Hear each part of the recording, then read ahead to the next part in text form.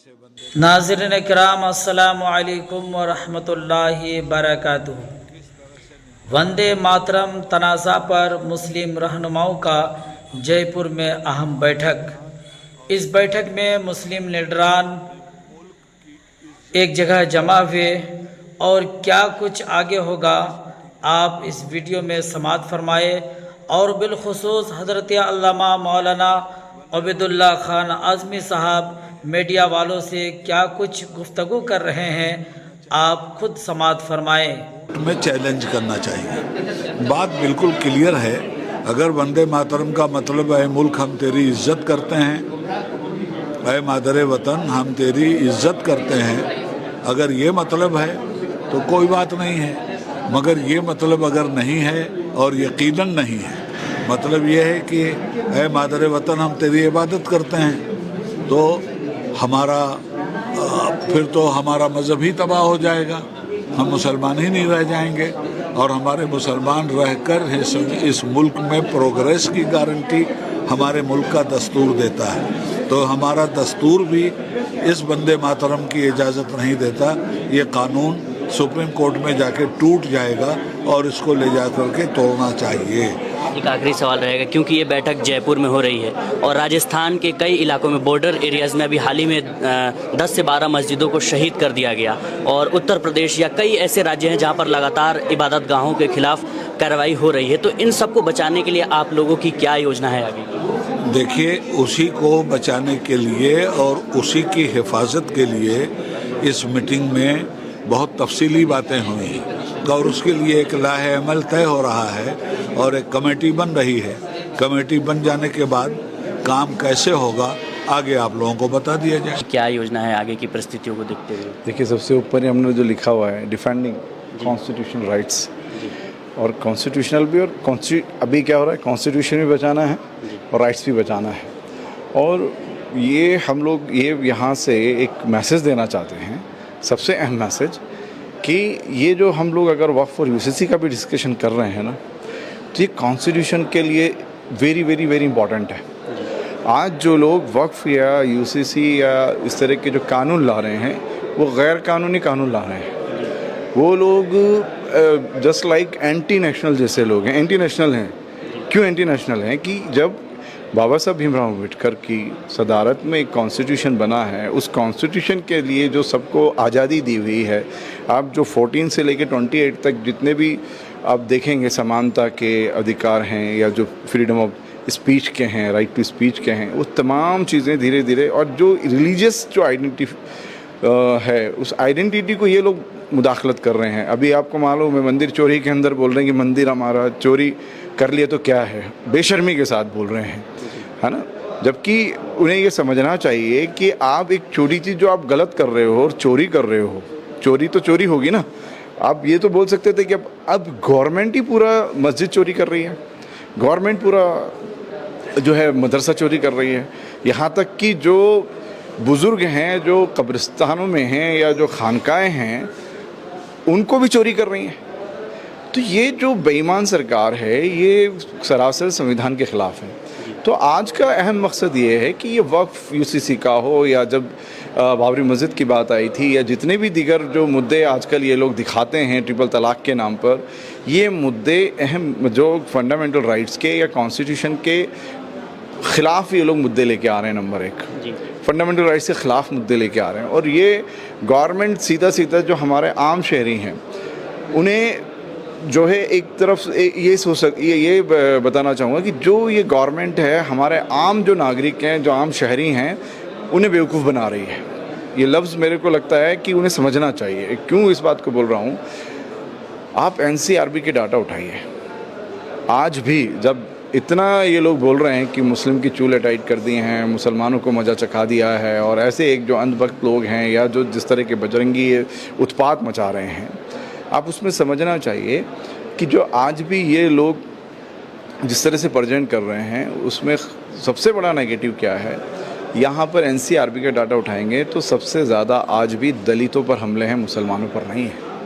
ये मेरी बात नहीं है, आप चैट जीपीटी से देखिए, आप गूगल से देखिए। और आज हमसे ज़्यादा क्रिश्चियंस पर अटैक हैं, महिलाओं पर अटैक हैं, किसानों की समस्याएं हैं। ये मेन मुद्दे हैं यहाँ के, नंबर 1। नंबर 2, जो मुस्लिम्स के बारे में जिस तरह से ये जो अफवाह फैला रहे हैं, तो आज अगर शांति से सोच के हमारा हिंदू भाई देखे टॉलरेंस और इनटॉलरेंस को, कि कौन टॉलरेंस कर रहा है और कौन इनटॉलरेंस कर रहा है। मुसलमानों की मस्जिद शहीद कर दी जाती है, मुसलमानों की ज़बरन उस पर जो है ये लोग गुंडे लोग चढ़ जाते हैं मस्जिदों पर, मदरसों पर, कब्रिस्तान पर, दरगाहों पर, और कानून जो है तोड़कर काम करते हैं, लिंचिंग करते हैं। उसके बावजूद यहाँ तक कि मुसलमानों की बिल्डिंगों को बुलडोज किया जाता है, तब भी टॉलरेंस रखा हुआ है। क्यों रखा हुआ है? ये देश हम सबका है। इन गद्दारों को, जो सावरकर की औलाद हैं, उन लोग जो नाथुराम गोडसे को मानते हैं, उन लोगों को इस देश की परवाह नहीं है, क्योंकि आज़ादी में इनका कुछ कंट्रीब्यूशन ही नहीं है। तो मुसलमान अगर देखा जाए तो इंडिया में सबसे ज़्यादा टॉलरेंस वाली कम्युनिटी है। इनटॉलरेंस वाली आरएसएस है, जो हिंदुत्व के नाम पर सबसे बड़ी गंद फैला रही है। वो लोग श्री राम के हिंदू की बात नहीं करते हैं।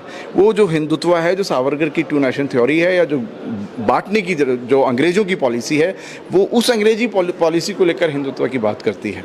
और जो यहाँ का मुसलमान है, यहाँ पर क्योंकि लाखों मुसलमानों ने देश की आज़ादी में शहादतें दी हैं, जेलें काटी हैं, लाठियाँ खाई हैं, और आज तक देश को बचाना चाहते हैं, क्योंकि आइडिया ऑफ इंडिया सबको लेकर है। ये गुलिस्तान है, सारे जहाँ से अच्छा हिंदुस्तान हमारा, हम बुलबुलें हैं इसके, ये गुलसिता हमारा। तो मुसलमान कभी भी देश को बनाने के लिए काम कर रहे हैं, और इस जो टॉलरेंस है, इसको ये लोग जो संघी लोग हैं उसको गलत लेके चल रहे हैं। आए दिन इस तरह के अटैक कर रहे हैं, क्योंकि संविधान को सबसे ज़्यादा फॉलो कर रहे हैं मुसलमान। और तो इस लड़ाई से लड़ने के लिए आप लोगों की क्या आज योजना बनी, जो तमाम लोग यहाँ पर मौजूद थे? तो ये जनरल इशू की बात की, और बहुत सारे इश्यूज़ हैं। तो हमने आज यहाँ पर डिस्कशन के अंदर रखा है अलग अलग ऑर्गेनाइजेशंस के, बड़े बड़े उलेमा लोगों का, और जो दीनी इदारों के अलावा जो हमारे दलित भाइयों के जो मेन लीडर्स हैं, कि हम लोग इस तरह का एक प्लेटफॉर्म चाहते हैं जिसमें हम इंडिया की बात करें, हम भारत की बात करें, हम की बात करें, हम भारत के लोग जो हमारा प्रस्ताव कि आप लोगों के साथ गैर मुस्लिम, खासतौर पर दलित भी आपके इस लड़ाई में साथ देंगे, साथ आएंगे? देखिए, दलित और जो हमारे हम वतन भाई हैं तैयार हैं। मुसलमान अपनी लड़ाई को लेकर संवैधानिक तौर पर सड़कों पे नहीं आ रहा है। वो लोग तो इंतज़ार कर रहे हैं, सिख भाई सारे इंतज़ार कर रहे हैं, हमारे बुद्धिस्ट भाई इंतज़ार कर रहे हैं, हमारे दलित भाई इंतज़ार कर रहे हैं। बल्कि वो तो चाहते हैं कि भाई हम खुद मजलूम हैं, आप ज़बरदस्ती मजलूम बने हुए हो। तो हम ये कहना चाहते हैं, मुसलमान कभी भी मजलूम नहीं हो सकता। क्यों? क्योंकि अगर वो अपने मज़हब पर रहता है तो वो मजलूम की लड़ाई लड़ता है। खुद मजलूम कैसे बनेगा? उसके तो ईमान का पहला दर्जा है कि किसी पर अन्याय हो, नाइंसाफ़ी हो, तो हाथ से रोक के उस नाइंसाफ़ी को, ठीक है। और वो तो ये कहता है कि हमारे आर्टिकल ने हमें कह रहा है कि 34 से 44 आप जब अभी जो BNS बना दी इन्होंने, जो पहले 106 जो थी IPC, उसमें जो राइट दिए हुए हैं कि अगर आप एक बेगुनाह हैं और आपको कोई मारने आ रहा है, आप ऐसे मर जाओगे। कोई आपको लिंच करने आ रहा है, ऐसे लिंच कर लोगे। आपको तो पूरा प्रोटेक्शन का राइट दिया हुआ है। इसलिए ये उंडे गुंडे जो है ना, ये जो बन के घूम रहे हैं, ये दम कुछ नहीं है इनमें। इसी मुद्दे पे आ रहा था कि खास तौर पर राजस्थान और हरियाणा के इलाकों में लगातार जो गरीब मुसलमान हैं उनको गौ रक्षा के नाम पर जो है उनका कत्ल किया जाता है, मॉब लिंचिंग की जाती है। तो इस तरह की परिस्थितियों का सामना करने के लिए आप लोगों की क्या योजना है? क्या कानूनी सहायता उन परिवारों को दी जाएगी, या किस तरह की सहायता? देखिए, नंबर 1 तो ये जो एटमॉस्फेयर क्रिएट करने के लिए काम करते हैं। जहाँ चंद 2-4 मुसलमान देख लिए छोटी बस्ती के अंदर, या कहीं बाहर ऐसे देख लिए, या कोई गरीब महिला, या जैसे आपको मालूम होगा एक महिला को मार के शराब पिला देना, वो भी रमज़ान रखी हुई बिहार में। ऐसे छोटे छोटे जो बच्चे होते हैं उन पर हमला करेंगे, या कुछ बुज़ुर्गों पर। तो ये लोग टेरर फैलाना चाहते हैं। ये सोचते हैं कि मुसलमान इससे डर जाए, और ये सब चीज़ें जो देश की बात कर रहा है उसको, जो दलितों के साथ खड़ा होना है, जो उसे मज़दूरों के साथ में और गरीबों के साथ खड़ा होना है, वो ना खड़ा हो, अपने में उलझ जाए। तो एक मैसेज तो ये है कि हम लोग ऐसा एक मोमेंट चाहते हैं कि सब मिलकर हम जो ये लड़ाई है मिलकर लड़ें, और ये लड़ाई देश की लड़ाई है।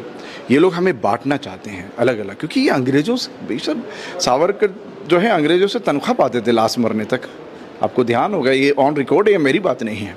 तो जो लोग उनको मानकर काम करने वाले होंगे, जो हमेशा यहाँ पर सत्ता के साथ रहना चाहते हैं, जैसे ब्रिटिश के साथ में थे, बाद में कांग्रेस के साथ में थे, कांग्रेस ने RSS का ही काम किया है, उसी को बढ़ाने का काम किया है। तो अब ऐसा एक मोमेंट होना चाहिए जो सबको समाजी तौर पर साथ रखें, जो सोशल इंजीनियरिंग हो, जो देश की जो अहम जो या गंगा जमनी तहजीब जिसको कहा जाता है, जो उसको हम लोग एग्जीक्यूट करें, नीचे तक जाएं। क्या आपको पहचानना चाहिए, जब किसी दलित पे हमला हो तो एक मुसलमान खड़ा हो, जब किसी मुसलमान पे खड़ा हो तो एक आदिवासी भाई खड़ा हो, जब एक आदिवासी पर हमला हो तो ओबीसी खड़ा हो, जब ओबीसी पे हमला हो तो महिलाओं पर हमला हो तो हम सब मिलकर खड़े हों। ये एक भारत जिसका सपना हमारे बुज़ुर्गों ने शहादतें देकर किया है, चाहे वो भगत सिंह हो, चाहे अबुल कलाम आज़ाद हो, चाहे हमारे और जो बुज़ुर्ग हैं वो सब तमाम हो, जिन्होंने अशफाक़ुल्लाह खां हैं, इन लोगों ने जो कुर्बानियाँ दी हैं। इन फांसीवादियों ने कुछ कुर्बानियाँ नहीं दी हैं, इन फांसीवादियों के लिए देश नहीं छोड़ा है। ये देश फांसीवाद से बचाने के लिए अब हमको आगे आना चाहिए। ये हमारी मुहिम का एक अहम हिस्सा है कि हम सब मिलकर किस तरह से काम कर सकते हैं, देश को बचा सकते हैं। भाई देखिए, आज की जो बैठक थी उसका बुनियादी मकसद ये था कि इस वक्त मुल्क के अंदर जो एक तरीके से बदअमनी पैदा हो गई है, हालात इस मोड़ के ऊपर आ गए हैं कि हर तबका परेशान है, और उसमें भी स्पेशली जो है माइनॉरिटीज़ के सिलसिले में जो रवैया चल रहा है उसके सिलसिले में जो है गौर-व-ख़ौज़ था कि हम किस तरीके से इस मुल्क के अंदर जो है कानून की हुक्मरानी को हम कायम कर सकते हैं। तो उसके सिलसिले में मुख्तलिफ ज़िम्मेदार लोग यहाँ जमा हुए थे और मुख्तलिफ बातें आई थी।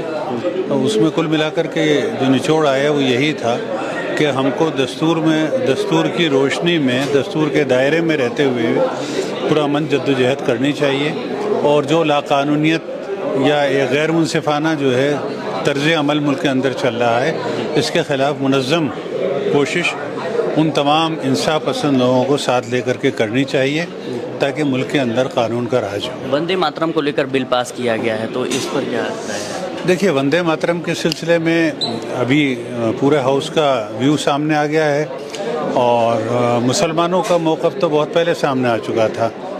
हम पहले भी हमने कहा है कि हम मुल्क का जो राष्ट्रगान है उसका भी एहतराम करते हैं, और अब कानूनी तौर पर ये जो नाफिज कर दिया गया है, चाहे संख्या बल के आधार के ऊपर इसको पास करवा दिया गया हो, अब चूँकि पास हो गया है तो हम जैसे राष्ट्रगान का एहतराम करते हैं ऐसे इसको भी जो है हम मानते हैं। लेकिन अगर इसको गाने के लिए या इसको बुनियाद बना करके हमारे अक़ीदों के ऊपर हमला किया गया तो हम उसको पसंद नहीं करेंगे, और अगर ज़रूरत पड़ी तो हम हुकूमत को मजबूर करेंगे कि इनके इक़दाम से बाज़ आए। इन तमाम चीज़ों का सामना करने के लिए आप लोगों के पास क्या आगे की राय है?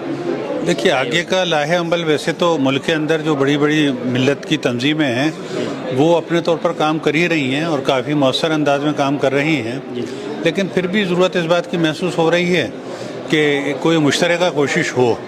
तो यहाँ एक जो तजवीज़ सामने आई है कि वही सिलसिले में मुश्तरका कोशिश होनी चाहिए, हम उस किस्म की हर तजवीज़ का खैर मक़दम करते हैं।